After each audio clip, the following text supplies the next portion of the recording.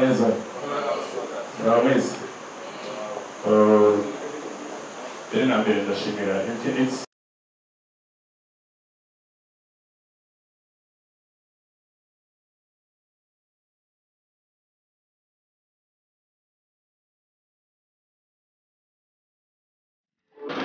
Yes, keni soro meze neza. Fresh sana kabisa. Twese hamwe. Nta kuntu utaba mushyi utangiye neza. Mbere cyane. Ukora ku ikofi kabisa. Ewana kabisa. Uvuye mu murenge usezeye ubusore ugiye faranga. Ari watinze.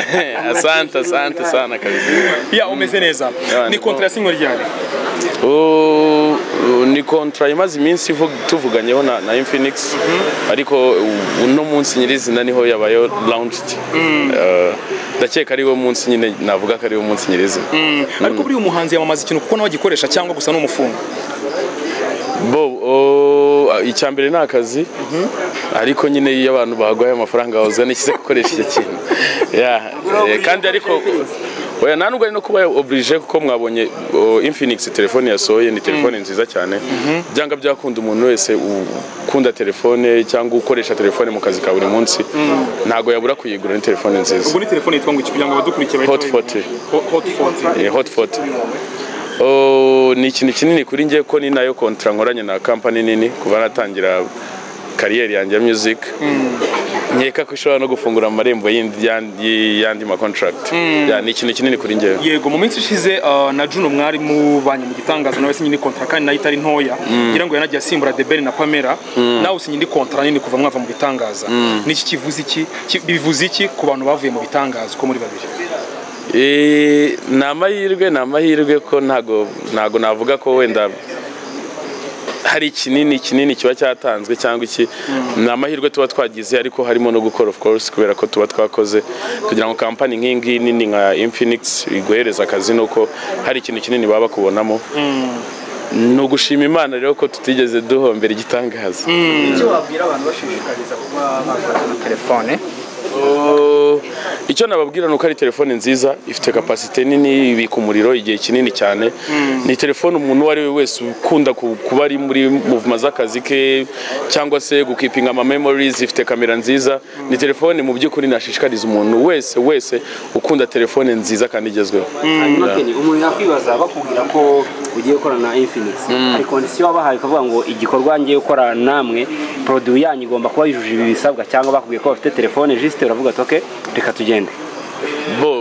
Ntago uko aribo banyegereye banyeretse igikorwa bafite kandi nyuma y'ibyo byose abari akazi. Ntago nigeze ntanga mategeko runaka bakurikije contract nabahaye nanjye nkurikize iyo bampaye ibintu bigenda neza bica mu mucyo. Hanyuma umuntu yavuga ko ari intangiriro ya benshi bagiye kuza kuko yes wanabyivugiye ko ariyo contract nini ubonye bijyanye n'ibigo by'ubucuruzi. Umuntu yavuga ko hari ibindi biri pending cyangwa iki nicyo gihari cyonyine. Nibyo narindi kuvuga nyine ni by'agaciro ko abahanzi batangiye gutekerezwa ko mu bikorwa bya advertisement hari abari baratubanjirije ariko nibura muri kubona ko buri muntu bwiza niyo Bosco n'abandi bose bagiye babona nyine izo opportunity.